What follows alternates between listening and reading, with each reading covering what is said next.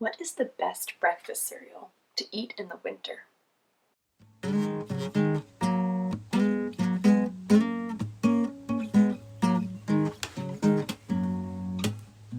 When I have a worry-filled mind, I like to wander outside.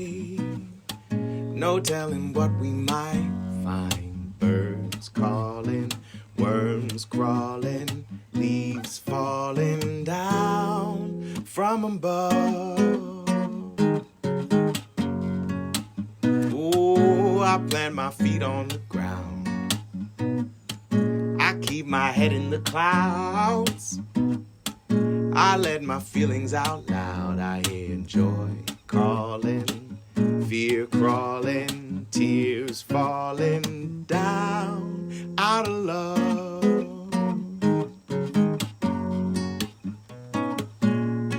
Welcome, friends. My name is Mrs. A, and earlier I was asking you, what is the best breakfast cereal to eat in the winter? Do you have any ideas? Frosted Flakes! Oftentimes in the winter, we experience frost, and so Frosted Flakes are the best cereal for winter breakfasts. Friends, thank you so much for joining me today. I wanted to let you know that today is the last episode in Season 1, and so we will not be together for the next couple weeks as I prepare materials and make videos and get everything ready for Season 2. Season 2 will actually start on January 31st. That's a Monday, and so you'll still get to see me every Monday and Wednesday starting up again at the end of January. Be sure to like and subscribe so you get reminders and you know when I'm back and sharing more videos with you. Now, before I get ahead of myself, let's take a moment to check in with our feelings. You know that every time we're together, I think it's really important we practice understanding, identifying, and communicating or sharing our feelings. And so take just a moment here. Maybe close your eyes or get comfortable with your body. And listen to the messages it's sending you. Try to identify your feeling or emotion. I'm going to put up my feelings poster a bit bigger so you can see. There are so many different feelings that you may experience throughout the day, right now. What I'd like you to do is name them, say them out loud. For example, I'm feeling peaceful. What about you? You can say them out loud. You can tell someone nearby. You can say them in your mind if you'd like. But actually the practice of saying our feelings or emotions out loud with our words or communicating them with our signs, that's a way to help us better understand, make sense of all of the different things that we're feeling. So thank you for taking the time to do that. And remember, if you'd like to get my feelings poster, anytime you become a patron or a supporter of my work, you get it as a free download. So be sure to check that out too if you're curious to learn more about other resources that I put out, as well as get that free feelings poster. Now friends, it's time for us to do some exercising and build our muscles. Let's take a peek at the date today. The date for me is 1/12/22. And do you know what that 1 represents? It's the first month in our year, January. Nice thinking. The 12 represents the 12th day, and 22, what does that represent? 2022, our year. Nicely done. So we're going to do some exercises that connect to those numbers. And if the date is different for you, if it's the 13th or 14th or whatever day it is, go ahead and just change the numbers as we exercise together. Now, before we get started, let's check in with Fig. Fig is always showing us one of the moves we'll do. But Fig cannot speak, and so we have to guess what they are showing us. You can make observations and look at their body. You can try to make that shape with your body and see if you have any guesses. We'll do Fig's move in a little bit. I like to make sure that you have some time to think about what move they're showing us before we do it. The first move I'd like us to do can be done sitting or standing. And all we'll do is stick out our arms straight and make big circles with them. They're called arm circles. And we'll only do one of them, so we'll just count it once. You ready? 1. Now, The next move we'll have to do 12 of. What should we do 12 of? How about a standing up exercise? Let's do 12 squats. Now, because 12 is an even number, can be shared equally, we're going to count by twos.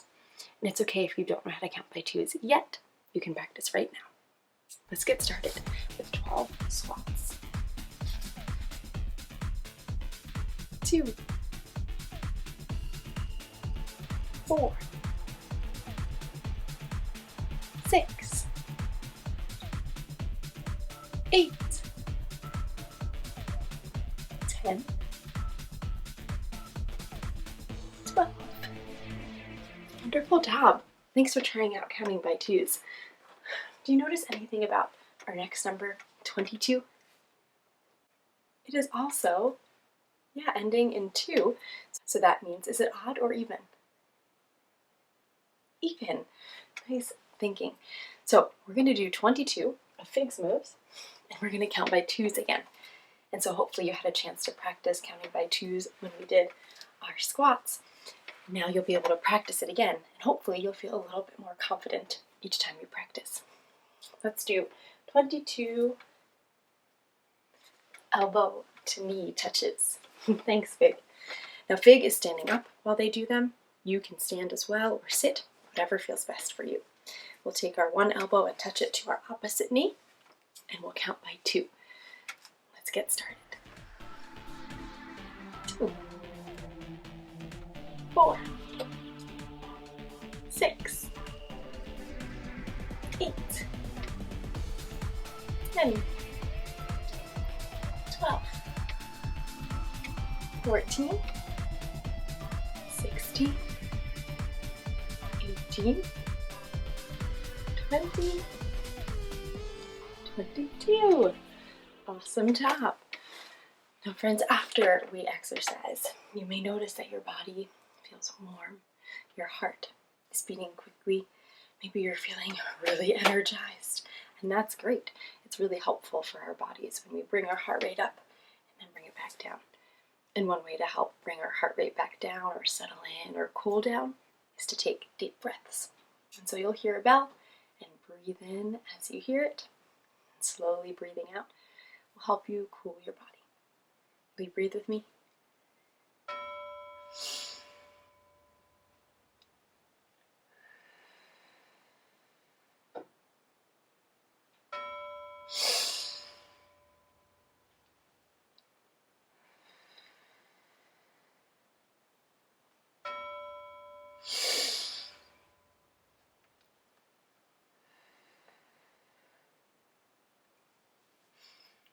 Thanks. You may have noticed that I did one of my favorite breathing techniques, the flower, candle. And there are so many different ways that we can breathe and practice cooling down or practice just pausing and being mindful. And maybe you've seen my videos before. You know we try lots of different mindfulness activities. Maybe you haven't yet. Remember, while I'm in between seasons, between season 1 and season 2, you can always go back and rewatch my videos. Check out different mindfulness activities and find some that really connect with you and help your body and brain feel best. So be sure to check those out. Now, I mentioned that I'll be taking a little break for the next couple weeks, and while I'm in between seasons, there's going to be a really special day that many people across the United States or Turtle Island will be celebrating or recognizing, and that's Dr. Martin Luther King Jr. Day. You may hear it described as MLK Day, and that will be on January 17th, Monday, January 17th. And many people honor Dr. Martin Luther King Jr. by going out into their communities and doing an act of service. So that could mean taking a walk in your neighborhood and picking up trash. It could mean helping a neighbor who recently had, broken their arm or is a little too old to do their yard work on their own. It could also mean going to a shelter where people who don't have their own place to live go when they're in between housing. And you can go there and help make food or serve food or organize a donation drive and gather materials that they might be in need of. And so on Monday, January 17th, although we won't be together like usual, I want to encourage and inspire you to please go out and do an act of service in your community. If that exact day doesn't work for you or you already have plans, that's okay. Any day that you decide to go out and help your community and be generous and be kind and be helpful is a good day. Friends, let's take a peek at our message because I am really eager to share with you what we'll be talking about again today. And if you've been around a while, you know there's going to be some alliterations hidden in here. Be sure to look carefully to see if you can spot them. Alliterations are words that are next to each other or nearby that start with the same letters or sound. Dear, really responsible and super safe kids, while we are talking about and practicing responsibility, we've also been thinking through what it means to be silly and embrace lots of laughter. Do you remember earlier in the month when we talked all about how laughter can help us feel happier, healthier, and calmer? There are so many beautiful benefits. Laughter is marvelously magical, and I think we could all use much more in our lives. What do you think? Love, Mrs. A. Did you see any alliterations hiding? I'll leave it up a little longer so you can spot them. While I was noticing alliterations, I was also hearing the words about laughter and how it can help us. It can help us feel happier and healthier and calmer. And one of the ways I love most to discover laughter or silliness is to read, because I think there are so many different books that are so silly and so fun and playful, and they really are a great way for me to discover some laughter and joy. And I hope they're a great way for you too. That's why today I put together some of my favorite books that really give me the giggles. And I shared some earlier in the month. There's a great collection of silly books that definitely instill laughter and joy. And this is just a short list. There are many more out there. So if you have any that are your absolute favorites that make you giggle, please go ahead and share them with me. You can go into the description under this video and you'll find my email where you can message me and send me any books that you think are really great for laughter. Let's get started looking at the ones I have for you today. This first one is called Lion Lessons, and it's by John Hagee. And just from the start, I'm thinking this is going to be pretty silly because I see a big lion looking really large and fierce. And I thought it was a little lion, but what do you see down there? It looks like a kid dressed as a lion. And I really like this book because it actually takes us through the steps of becoming a lion from a kid's perspective or point of view. And it walks us through one step at a time. And we're going to look just at a couple together. Let's start with step one. Step one was looking fierce. Watch me, said the lion. You bare your claws, gnash your teeth, and show your fangs. I tried out my 3 most frightening poses. The lion wasn't impressed. Do you think it's going to be easy for a kid or a human to be as fierce as a lion? We'll see. Step 2 was roaring. It's simple, said the lion. Take a deep breath and roar as loud as you can into the microphone. Roar! I took a deep breath and roared as loud as I could. Needs work, says the lion. Maybe you've heard a lion roar before at a zoo or on a TV show. Lions have really strong, loud roars. Humans, not so much. Step 3 was choosing what to eat. The lion showed me the menu. Fresh today. Free-range muskrat. Wombats. Organic iguana. Grass-fed new. All-you-can-eat antelope. Sloth or prairie-raised anteater. And wild warthog. Are there any specials? I asked. You know, like spaghetti? The lion growled. We don't eat spaghetti.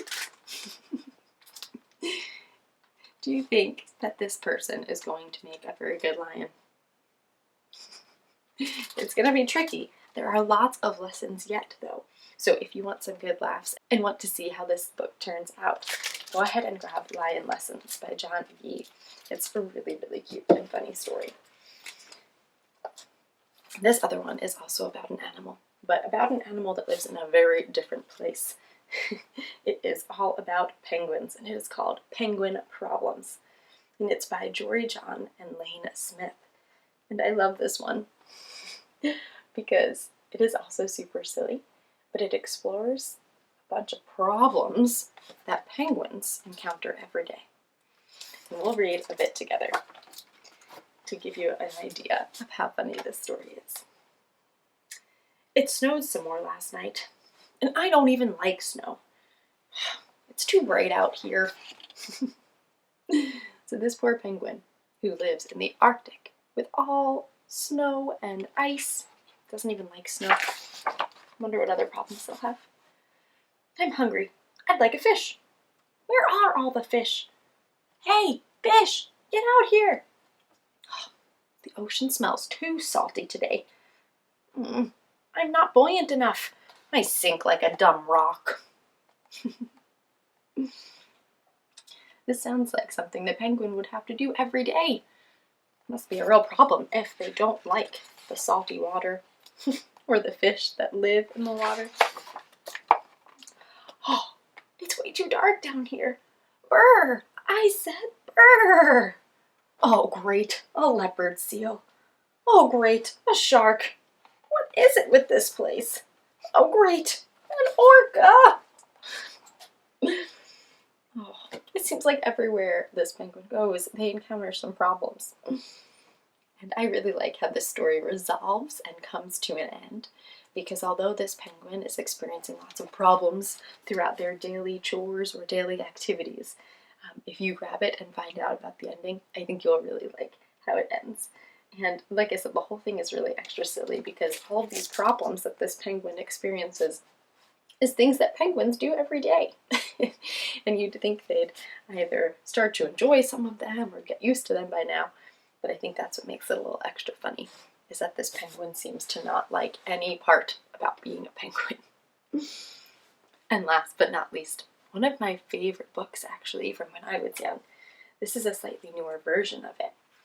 It's called If You Give a Mouse a Brownie by Laura Numeroff, illustrated by Felicia Bond. And the one that I grew up reading was called If You Give a Mouse a Cookie, but this is another one of the books in the series. There's a whole bunch of books in this series, and I like this one just as much because it follows the same pattern and things get outrageous pretty quickly. You'll see the story starts off with this character and this mouse, and this character gives their mouse a brownie. And then the mouse keeps asking for more and more things, and it just keeps getting more ridiculous as you go on. And so I wanted to give you a little peek, but definitely grab this book if you'd like to get some more laughs. So if you give a mouse a brownie, he'll ask for a spoon, and he'll start drumming on the table. Drumming will get him so excited, he'll want to start a band, and you'll have to play guitar. He'll want to put on a show, so you'll have to build a stage. Then you'll need some spotlights and a microphone. And when the stage is finished, he'll want to make lots of tickets. You'll have to find paper and markers. And when the tickets are done, he'll decide to make posters as well. And so I bet you can make a prediction or a guess. It says here, when the tickets are done, he'll decide to make posters as well. What do you think might happen next? Yeah, I think he's going to be making posters, and then as he's making posters, he's going to think of something else he wants to do. And that's why I really love this one, because you think, oh, okay, the mouse and the character are just going to do this one thing. What else could happen? And then something else happens, and then something else happens. And like I said, it just keeps getting more ridiculous and outrageous. And so I really love If You Give a Mouse a Brownie and all of the books in that series. Be sure to grab them from your library or bookstore. All right, my friends, before we say goodbye for a few weeks, I wanted to do one more mindful moment with you. And this is a mindful moment that we will use our ears for. It's a mindful listening activity. and it's called Sounds That Make Us Smile. And so what you'll do is close your eyes or look down, whatever's comfortable, and you're going to listen for sounds that make you smile. They can be quiet sounds or loud sounds. They could be new sounds or old sounds. What I'd like you to do is just notice them and think about what it is that's making you smile. What about that sound is a sound that makes you smile? We'll do this for 1 minute.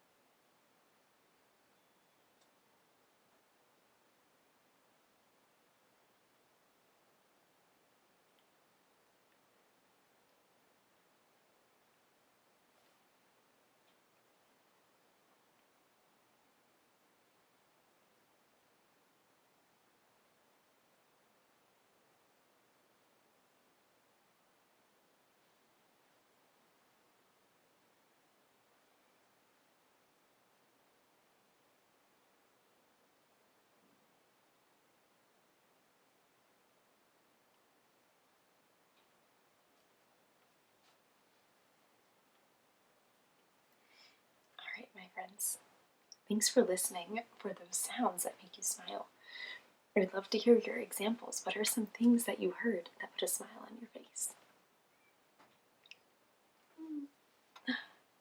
Your baby giggling.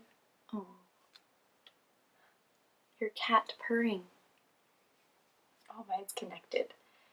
When I hear my dogs running down the stairs, when I hear their feet or paws tapping on the floor, that always makes me smile. What else did you hear?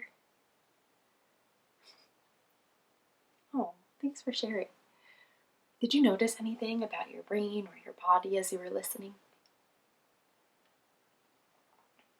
Oh, yeah, me too. I felt calmer.